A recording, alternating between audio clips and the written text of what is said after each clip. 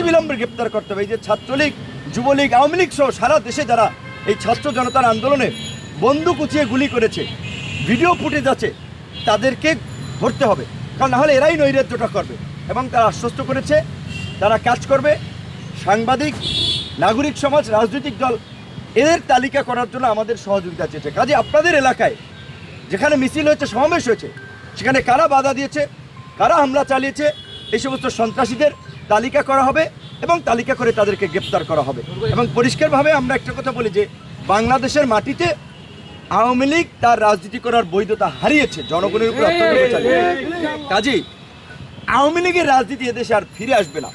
যারা দুঃস্বপ্ন দেখছেন তারা অন্ধকার কারা প্রকোষ্ঠে অচিরেই পতিত হবেন।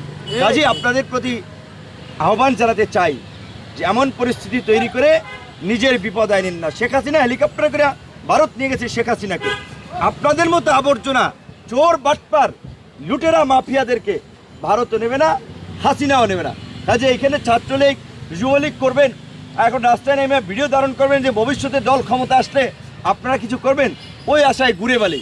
আমরা অনুরোধ করব দেশের শান্তি শৃঙ্খলা বজায় রাখার জন্য যারা ছাত্রলীগ, যুবলীগ, আওয়ামী লীগের ছিলেন, আপাতত তওবা কইরা জনগণের কাছে মাপ চাইয়া ভালো হয়ে যান। আর যারা গুরুতর অপরাধ করেছে তাদের ক্ষমা নাই, কারণ একেবারে এই সমস্ত মাফিয়া অপরাধীদেরকে যদি আমরা ক্ষমা করে দেই, 2 দিন পরে সুযোগ পাইলে এরাই নৈরাজ্য করবে। কাজে এই অন্তর্বর্তীকালীন সরকার এই কথাটাই আমাদেরকে বলেছে যে দেশের রাজনীতিতে যেন একটা গুণগত পরিবর্তন হয়, এইরকমের যেন ফ্যাসিস্ট দানব যেন তৈরি না হয়।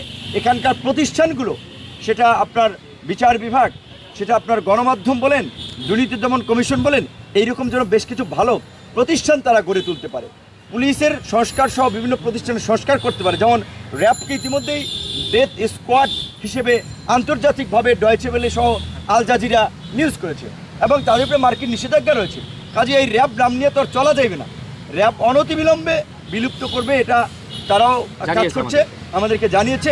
এবং আমরা বিশেষ করে একটা বিষয়ে দাবি জানিয়েছি যে গত 15 বছরে যারা এই যে পদ বঞ্চিত হয়েছে, অন্যায়ভাবে চাকরিচ্যুত হয়েছে, তাদেরকে প্রমোশন সহ সকল সুযোগ সুবিধা সহ চাকরিতে পুনর্বহাল, এবং যারা আওয়ামী লীগ সরকারের সুবিধাভোগী, খয়ের খা, চাটুকার ছিল, তাদেরকে লাথি দিয়ে আপনার এই সচিবালয় সহ চাকরি থেকে চাকরিচ্যুত করা। কারণ ওরা দেশের শত্রু, ওরা জনগণের শত্রু। ওরা যদি প্রশাসনে থাকে তাহলে প্রশাসন আবার কলঙ্কিত হবে। একই সাথে সবাইকে যদি আপনি বাদ দিয়ে দেন, রাতারাতি কি নতুন সেট তৈরি করতে পারবেন?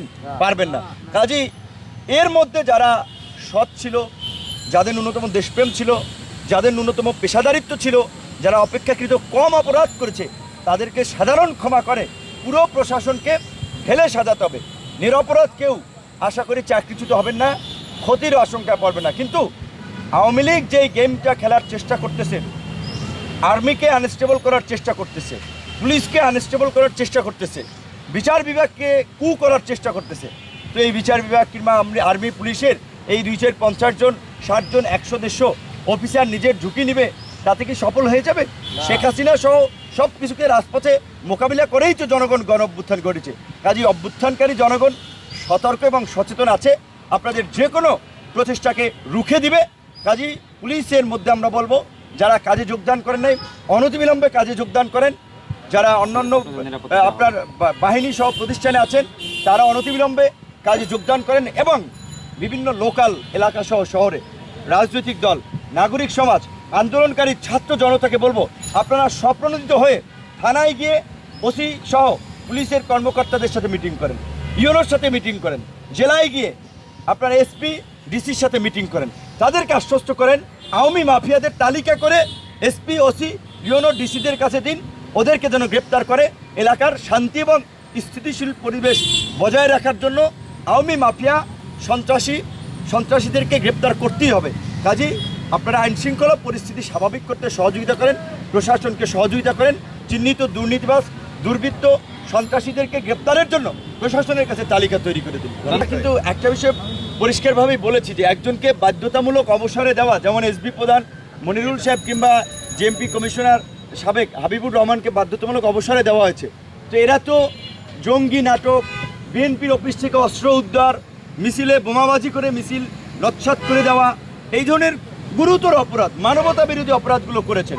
কাজে এদেরকে শুধু বাধ্যতামূলক অবসর দিলে চাকরিচ্যুত করলে তো কিছু হবে না, এদেরকে আপনার শাস্তির মুখোমুখি করতে হবে। প্রয়োজনে আন্তর্জাতিক আদালতের মাধ্যমে, আন্তর্জাতিক মানবতা বিরোধী অপরাধ আদালতের স্ট্যান্ডার্ড বাড়িয়ে বিশেষ ট্রাইব্যুনাল করে তাদেরকে অবশ্যই শাস্তিমূলক পদক্ষেপ নিতে হবে, এই দাবি আমরা জানিয়েছি। আচ্ছা, আমি আরেকটা বিষয় বলি, সেটা হলো যে জনগণের উদ্দেশ্যে বলতে চাই যে আপনারা সীমান্তে পাহারা বসান। একজন আওয়ামী লীগার, একজন গুন্ডা লীগ, মাস্তান লীগ যাতে করে পালিয়ে না যেতে পারে, মাননীয় স্বরাষ্ট্র উপদেষ্টার পক্ষ থেকে এই আহ্বান জানানো হয়েছে যে এইটা আমাদেরকে